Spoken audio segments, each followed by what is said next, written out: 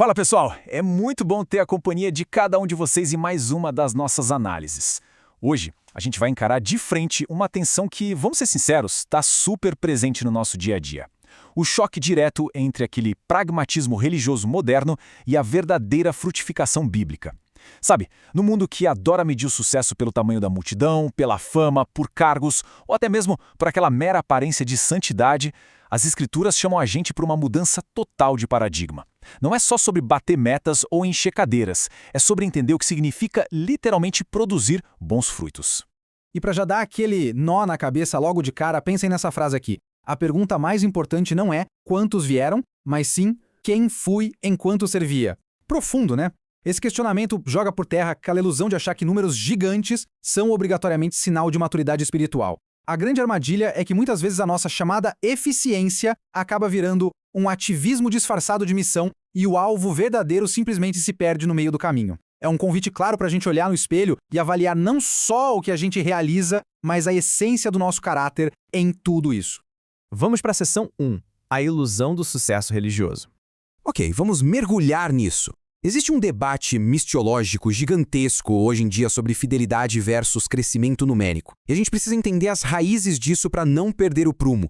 O fato é que a fidelidade à missão de Deus já é, em si mesma, o verdadeiro sucesso. Ponto final. Quando a gente começa a medir fruto só pela quantidade de gente presente ou por números de decisões em planilhas, a gente está confiando muito mais no pragmatismo humano do que na Bíblia. Lógico, a eficiência e os números enormes impressionam os nossos olhos, mas sem obediência e sem discernimento real, tanto a liderança quanto o serviço viram algo completamente vazio.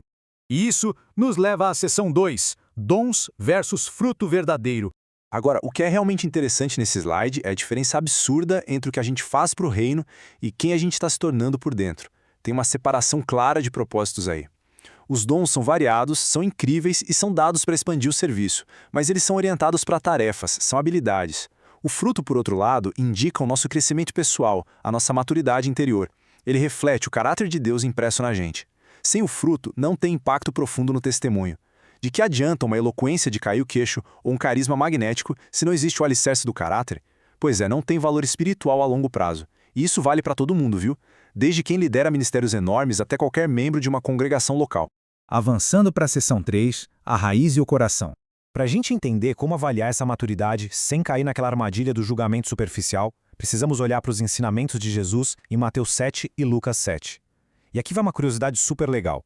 A palavra grega usada no Novo Testamento para fruto é karpos. Isso quer dizer que as nossas ações e atitudes externas são o produto natural, o reflexo inevitável de quem a gente é por dentro. Exatamente como na natureza. A essência de uma árvore é o que dita o que ela vai produzir. Uma árvore doente pode até dar um fruto bonitinho ali de vez em quando, mas o padrão consistente da vida dela revela a verdadeira saúde. Nossas ações externas são literalmente um diagnóstico inegável de como anda o nosso coração. E é no meio de tudo isso que Jesus alerta sobre os falsos profetas lá em Mateus 7. No versículo 19, ele manda a real e diz que toda árvore que não produz bom fruto é cortada e jogada no fogo. É um papo seríssimo. E olha só que revelador. Pessoas com más intenções sabem usar disfarces perfeitamente. Eles usam pele de ovelha, conseguem imitar dons espirituais maravilhosamente bem, realizam até milagres e têm coragem de chamar Jesus de Senhor. Mas presta muita atenção nisso. Um lobo pode até simular as atividades religiosas, mas ele nunca, de jeito nenhum, vai conseguir falsificar a verdadeira transformação de caráter a longo prazo. Com o passar dos anos, a árvore má inevitavelmente vai mostrar seus frutos ruins. E é por isso que a gente precisa ter muita cautela e fugir das conclusões apressadas. Lembra daquele conselho sensato do sábio Gamaliel, lá em Atos 5? Ele disse que o tempo revela a verdade. Aqueles projetos, movimentos e atitudes que são movidos puramente pelo ego humano, mais cedo ou mais tarde, simplesmente desmoronam. Mas aquilo que é gerado por Deus permanece. O tempo acaba sendo nosso maior aliado no processo de descobrir quem de fato está produzindo bons frutos. O que nos traz à seção 4, o fruto singular do Espírito. Já que estabelecemos muito bem a diferença entre parecer religioso e ter o coração transformado, vamos olhar para aquela lista definitiva do apóstolo Paulo em Gálatas 5. Ele cita 9 virtudes incríveis, mas tem um detalhe teológico de explodir a mente aqui. Paulo não fala em frutos no plural, ele usa um singular, o fruto. É como se fosse uma laranja, sabe? É um único fruto, mas cheio de gomos diferentes. A gente não pode escolher no cardápio, tipo, hoje vou ser bondoso, mas domínio próprio não é para mim. Não rola. Juntas, essas virtudes formam uma unidade inseparável que representa o caráter completinho de Cristo se formando na gente. Então, o ponto crucial aqui é o amor. Especificamente aquele amor incondicional, rasgado e profundo de Deus por nós. O famoso amor ágape. Ele é a raiz, a força motriz que empurra e dá origem a todas as outras virtudes. Pensa bem, sem o amor, absolutamente nenhuma das outras partes desse fruto consegue florescer de verdade. É o amor que dá o norte para como a gente trata Deus, como trata o outro e até como a gente trata a nós mesmos. Vamos agora para a seção 5, o processo de maturidade. Pessoal, aqui a gente precisa de uma dose gigante de empatia. Dar esse fruto não é mágica, é um processo contínuo e demorado de santificação que exige uma graça absurda e arrependimento diário. Paulo escreveu isso para os Gálatas numa época de muito conflito. Quando a gente compara as obras da carne com o fruto do Espírito, o contraste grita aos olhos. As obras da carne são levadas pelos nossos piores instintos e o final a gente já sabe: conflito, inveja e divisão total. Em compensação, andar no Espírito é o que traz a unidade genuína, cura, equilíbrio e estabilidade emocional para a nossa vida. É literalmente trocar o caos pela liberdade de uma vida madura e equilibrada.